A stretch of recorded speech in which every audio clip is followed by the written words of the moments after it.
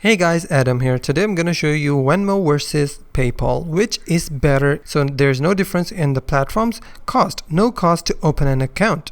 And PayPal also offers no cost to open an account. So both are free to open and create an account. So the fee structure, let's talk about the Venmo fee structure.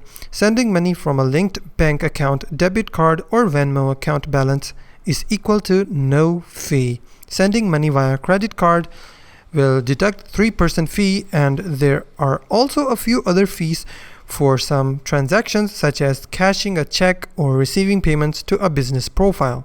So in the case of PayPal, sending money from a linked bank account or a PayPal balance is also equals no fee, and sending money via debit or credit card will equals 2.90, almost 3%, plus a fixed fee. I think that fixed fee will make it 3% on the currency being used.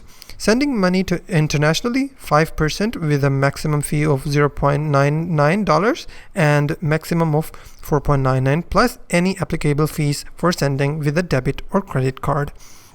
So transaction limits: combined weekly spending limits of $7,000 for verified accounts including Venmo, debit card and merchant payments. Person to person, $60,000 weekly for verified accounts. In case of PayPal, no limit for verified accounts in a given time frame. Single transaction up to $60,000 but may be limited to $10,000. This amount varies by currency.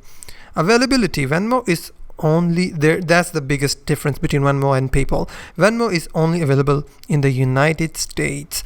PayPal has over 300 million users and is available in more than 190 countries, supporting 25 currencies. So that's the main difference between Venmo versus PayPal. If you find this video helpful, please hit the like button and also don't forget to subscribe.